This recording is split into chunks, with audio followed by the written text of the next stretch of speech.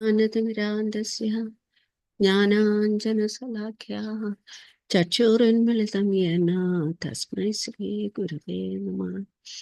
श्रीचैतन्यमनोभीष्टं स्थापितं येन भूतले स्वयं रूपकथा मह्यं ददाति स्वपदान्तिकम्।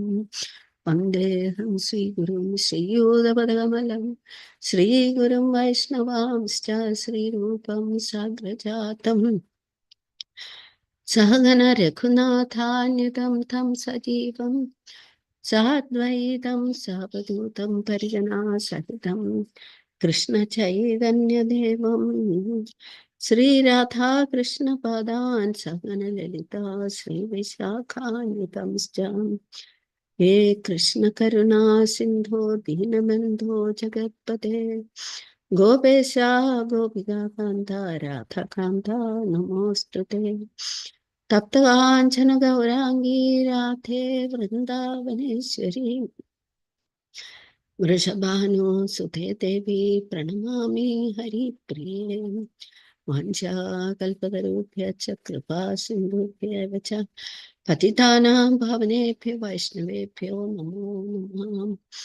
जय श्री कृष्ण चैतन्य प्रभु नित्यानंद श्री अद्वैत गदाधर श्रीवासादि गौर भक्तवृंद। हरे कृष्णा कृष्ण कृष्ण हरे हरे, हरे राम राम राम हरे हरे। नमो विष्णुपादाय कृष्ण प्रस्थाय भूतले श्रीमते नमो विष्णुपादाय कृष्ण प्रस्थाय भूतले श्रीमते शिला भक्ति वेदांत स्वामी नामिने।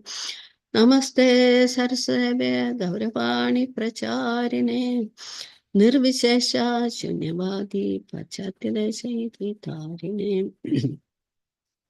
मूकं करोति वाचालं भङ्गुं लङ्घते गिरिं यत्कृपातमहं वन्दे श्रीगुरुं दीनतारिणं परमानन्दमाधवं श्रीचैतन्यमीश्वरम्। ॐ नमो भगवते वासुदेवाय, ॐ नमो भगवते वासुदेवाय, ॐ नमो भगवते वासुदेवाय। नारायणं नमस्कृत्य नरं चैव नरोत्तमं देवीं सरस्वतीं व्यासं ततो जयमुदीरयेत्। नष्टप्रायेषु अभद्रेषु नित्यं भागवतसेवया भगवतीतमश्लोके भक्तिर्भवति नैष्टिकी। कृष्णाय वासुदेवाय देवकी नन्दनाय नन्दगोपकुमाराय गोविन्दाय नमो नमः। नमः पङ्कजनाभाय नमः पङ्कजमालिने नमः पङ्कजनेत्राय नमस्ते पङ्कजाङ्घ्रे। Okay, so we are reading from Canto 3, chapter 25, verse number 37. So let me go to the verse and okay, here I come back to one second. Not this one. Oh no, sorry.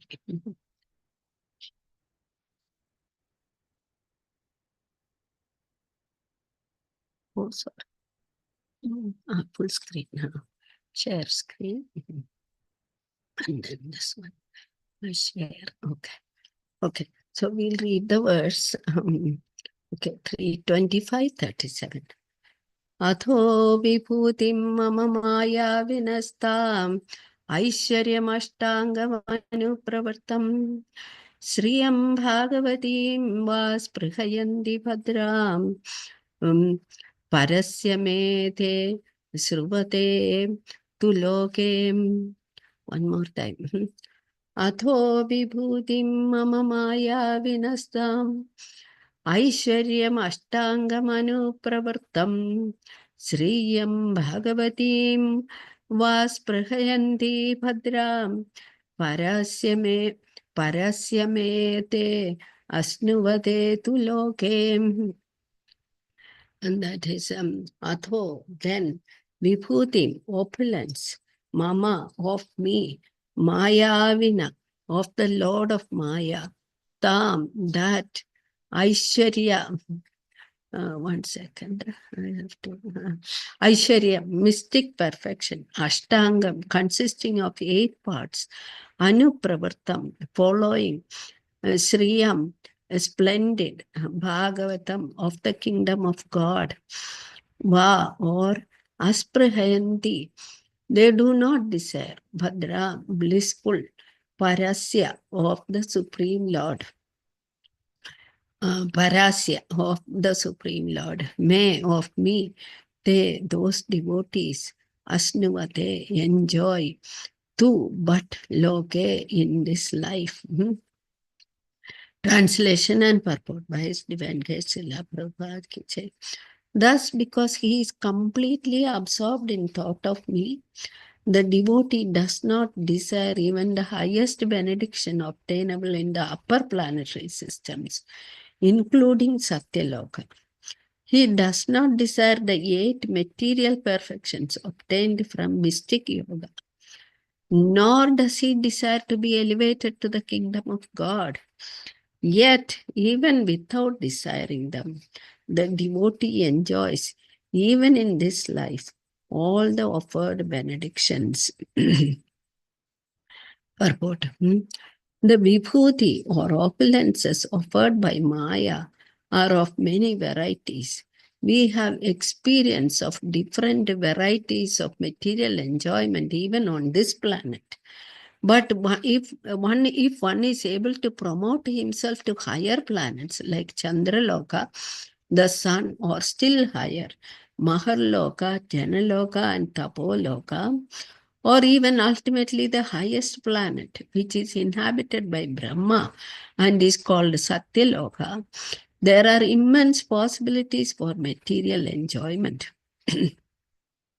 For example, the duration of life on higher planets is far, far greater than on this planet.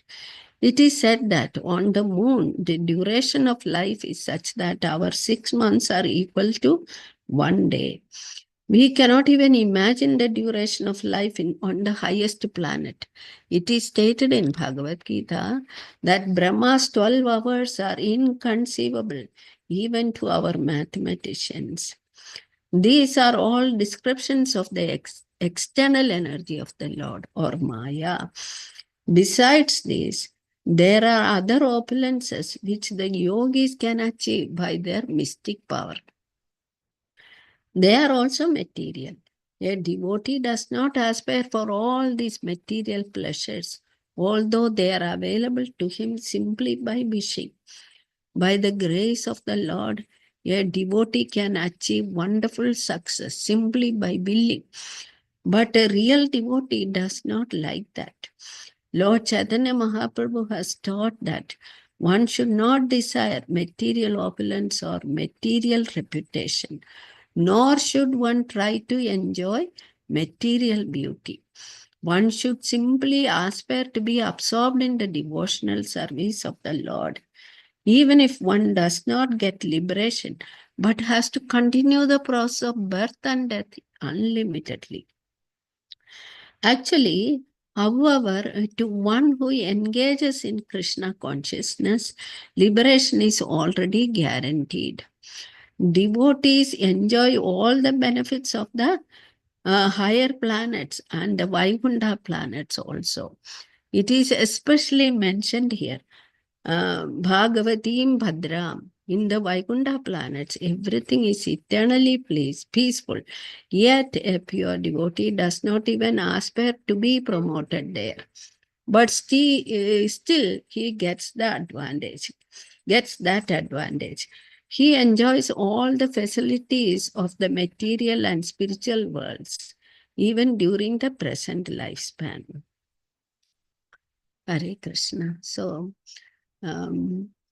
here, so in the previous verses, Lord Kapila has said, they are simply satisfied by seeing my smiling face and engaging in topics of me. And then yesterday, our Sanatan Prem Prabhu was saying, reading that previous verse, that such a devotee is liberated without special endeavor. That is actually bhakti is performed on the liberated platform. That we have heard many times. Bhakti is beyond liberation. It is an it is at eternal status. The jiva soul, whether he is in the material world or in any place, even in the hellish planets, he only desires to talk about Mukunda, topics of Krishna, and he wants to preach anywhere and to everyone. So that is his liberated position. So this is because we have heard bhakti, liberation, mukti stands with folded hands at the door of a devotee. That is, mukti is subservient to bhakti. Bhakti is like a queen, we have heard before. Everywhere the queen goes, all her attendants will follow, which are like opulences of any kind, liberation. First one is liberation, opulences, all follow wherever the queen goes. The queen of bhakti goes.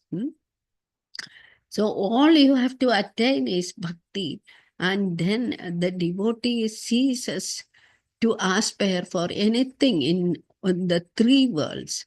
Anything that in any of the topmost, even the topmost planet, let's say Satyaloka, he doesn't aspire for anything, the higher opulences or longer duration of life, nothing of the sort.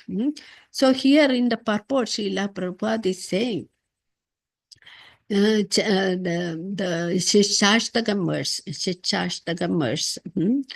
Inna thanam na sundari, inna thanam na janam na sundarim kavitama jagatisha kame. Mama janmani janmanishware bhavadat bhaktirahayutiki toyi. That is, I am not desiring wealth or popularity, janam, or in a sundari, that is a beautiful woman. And then in a kavita jagadisha kame, kavita means poetry, that is a movie, songs, novels. People want to read so many things. The world is full of so many millions of those publications coming out from so many years, ever since the printing press. So there are students, they cram into those literatures, and now everything is online. So everything, games, whatnot. So Chaitanya Mahaprabhu is saying, Bhavadat bhakti rahayuki toyi. Mama janmani janmani shri. Your causeless devotion. That is what I desire. Birth after birth. Let me take birth, many, many times. But please, oh Krishna, let my devotion for you increase. So this is... so here, Srila Prabhupada is saying, in our how our duration of life is so small, all the faults are there of Kali Yuga. That is, we may maximum live up to 100 years, but it is said that with the advance of Kali Yuga, the lifespan is even reduced to at the worst of Kali Yuga, it will be 25 years in all. So we have the short duration of life, then manda, that is mandamati, that is we are not very intelligent people of this age. Then Manda Bhagya, that is, we are not very fortunate because all those faults of Kali are out there. So even in that, so we have to make the best use of the bad bargain, that is, stay fixed on the lotus feet of Krishna in unalloyed devotional service. Then, so such a devotee is not attracted by, people used to perform Bhagavad Gita. Lord has mentioned they had all these uh, practices in the Vedas to go to heavenly planets, to drink Somarasa, to perform for that purpose, and to perform sacrifices for that end, etc. But a devotee of the Lord is not attracted by any of those things. He simply wants to be engaged in the worship of the Lord. Then, but the Lord offers him all the opulences, even in this life, in this world. We have the most famous example of Ambarish Maharaj. He he was not shaken by the appearance of that, what is it called? Durvasa Muni is called in one, what do you call that one? Fiery demon. The fiery demon. Thank you, Prabhu. And then he is not even batting his eyelids. Such is the fixed heart of a devotee. He knows everything that is coming from Krishna. So Krishna will defend me. So, and there the chakra of the Lord comes to protect him.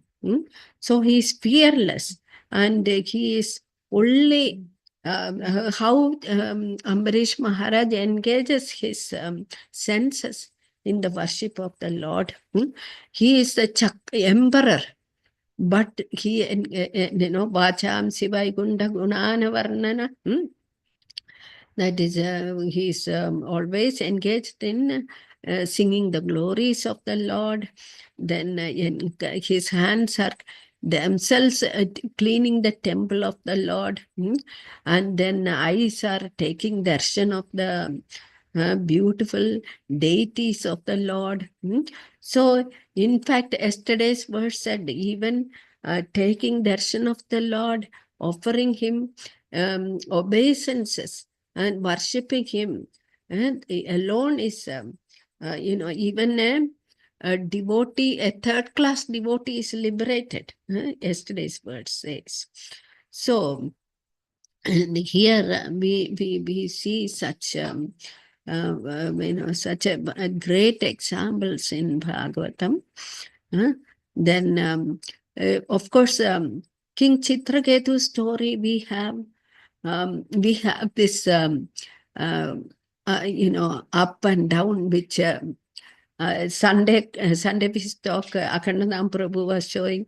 There was an up and there was a down, and there was down and there was an up and there is a down. But he is not disturbed by all these changes that is happening to him, because the first lesson learned, that the happiness in this material world is easily, very fleeting.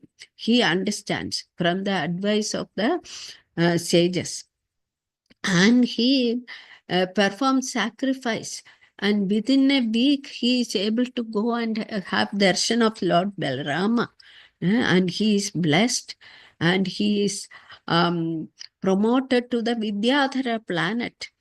And he is singing the glories of the Lord and going merrily. And then he encounters Lord Shiva and Parvati.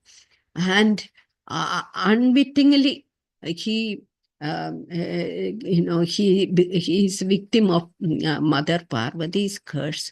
But how he surrenders to the curse uttered by, "Oh Mother, whatever you wish, That if I have to take birth as a demon, let it be so. I mean, he didn't retort or, he accepted with folded hands. Who can but a true devotee have that kind of presence of mind? And that same mentality is exhibited by Vritrasura in his fight against Lord Indra. So a devotee is devotee internally in the core of his heart. Whatever physical, material circumstances may change. So that is what this verse is talking about. He is not disturbed by whatever, material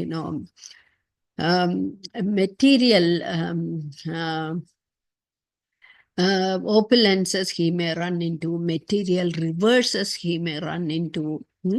He stays focused on Lord Krishna. So we have the examples again. Dhruva Maharaj. Dhruva Maharaj wanted the most opulent kingdom in the world. Even that will, that is um, more opulent than the kingdom of his grandfather Brahma. He told Narada Muni, "I want this. I cannot be satisfied otherwise." And then Narada Muni saw that the kid is very determined, like a true Kshatriya, and he imparted knowledge to Dhruva how to approach the Supreme Lord. And the 5-year-old Dhruva is performing such austerities, and the Lord appears before him, and then he's dumbstruck, stunned by the presence of the Lord. He is not able to speak, realizing his situation. The Lord touches his conch shell to his forehead, and then of course he offers very beautiful prayers to the Lord, and he says, "I was looking for a broken piece of glass. Now I have got you, my Lord. I don't want anything from you. I am not asking for anything." So seeing the Lord, he is completely, feeling ashamed that he aspired for something material. But then the Lord blesses him with the Dhruva Loka, which is the pole star, specially created for him. And then not only that, you rule the planet in this material world for 36,000 years. Without aging, and then how he goes in the to the spiritual world at the end of end of his reign. All that. So the devotee is hardly shaken by anything.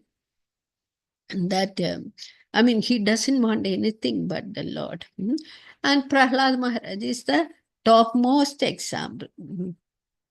He is not afraid by Hiranyakashipu, his father's so many tormenting experiments to kill him. He stays under the same roof.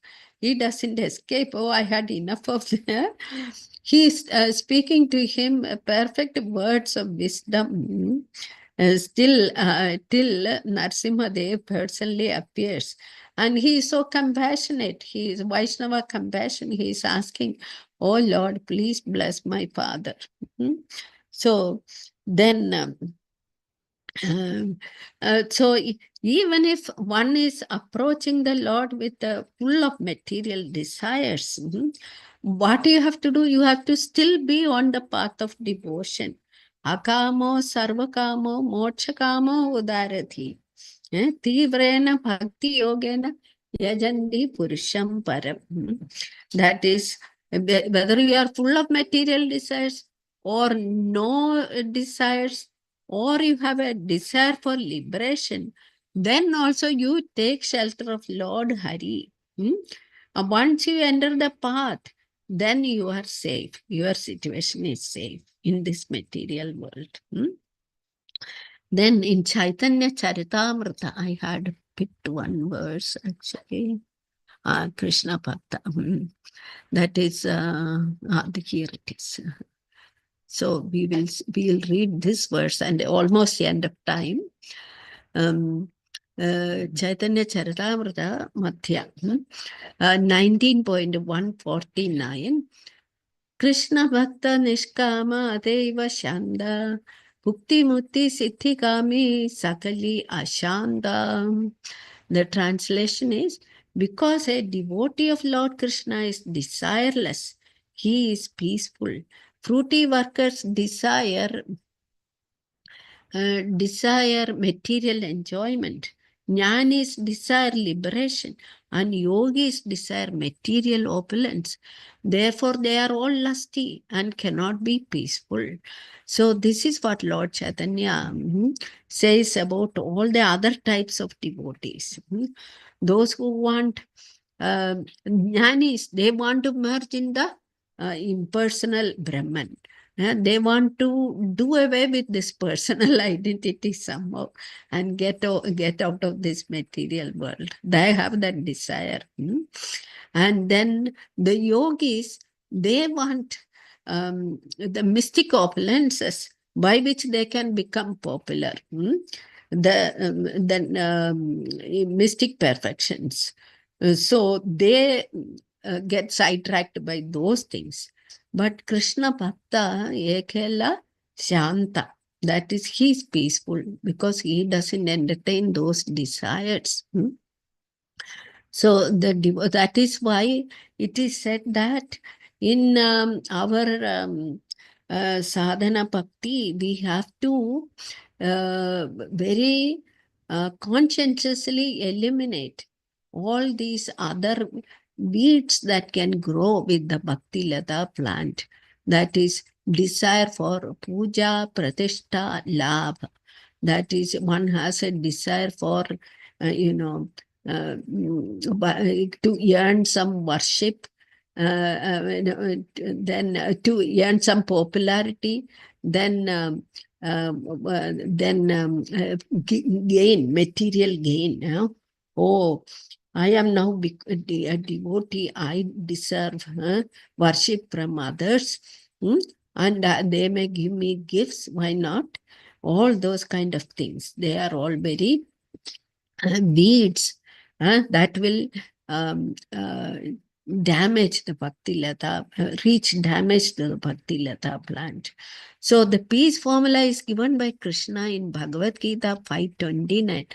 Bhoktaram yajna tapasam sarvaloka maheshwaram suhrdam sarvabhutanam jnatva mam shanti mrichati. So knowing me to be the enjoyer of all sacrifices and the supreme lord of all planets and the dearmost friend of every living entity, Suhurdam Sarva Bhutana. So knowing Krishna to be the intimate friend of all living entities, nobody should be envious of others. And then knowing my position, I am the enjoyer of all sacrifices. So the supreme Lord of enjoyer. So in knowing this, my devotee is peaceful. That's what Krishna says. So the devotee simply depends on Krishna, just as a child depends on his parents. The child does not know how to expect service from his parents, but he is always protected nevertheless. This is called nishkama, desirelessness. So he feels completely safe at the lotus feet of the Lord. He doesn't, aspire for anything. It will come. Krishna, and he knows Krishna is the ensuring yoga kshemam mahamyaham. That is, those who worship me, ananyas chindayando yomam jana paripasate tesham nityabhiyuktanam yoga kshemam mahamyaham. I carry for them, to my devotees, what they lack and preserve what they have. What more assurance we can have in this material world where everything is going topsy-turvy. Every other day we can see so many changes happening. No, and a person's material assets and his security, everything is minimized. Even though the so-called government is, trying to protect him with all measures, but he is really being, undergoing so much turbulence in his life. So we can only remember for 1 minute about Sudama story. Sudama was so poverty-stricken his personal life. He sends him to Dwaraka to visit the Lord. And then the Lord receives him so nicely, offer him worship due to a Brahmana, and makes him sit on his most most perfect bedding, and along with Rukmini Devi, he is offering so many sweet words, services. Rukmini Devi is fanning him, everything. And Sudama forgets to ask why he is for some help, why he came there. And on the way back, he's remembering, oh, Krishna, I did not ask why I came. My wife will now think, what did you do going there? And then neither did the Lord offer me a far thing. He knows I will be, I'll be destroyed if he gave me any opulence, material opulence. He knows I will be spoiled. That is Sudama's thought coming in his very modest heart. So we can imagine Hare Krishna, how a true devotee of Krishna deals with adversities, and he is so modest. He will not even ask. So, I mean, I will stop here. We have already exceeded time. Please, if anybody has a question or a comment.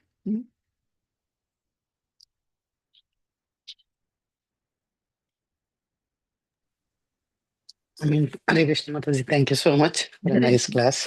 So I don't have any questions. I was just thinking about, I mean, the verse in the purport and the way you explained about various devotees examples, right? I mean, when they don't want anything, even to live with the Lord, Yes, right? yes. They're happy because they're getting everything. Even, I mean, they're, I mean, of course, experiencing Lord with them every moment, right? The Yes, service that they're doing. So yes. exalted position. Yes. So it's very And we ourselves have witnessed so many devotees going through so many adversities with so much grace, because in the association of devotees, health issues, hmm, death, everything. And they are able to survive because of the mercy of the Lord. Everything. thank you. Hare Krishna. Thank you so much. Okay. Nothing else. There will end matters. Okay, thank you very much. Hare Thank you. Krishna. Vancha kalpatarubhyascha. Appreciate it. Awesome.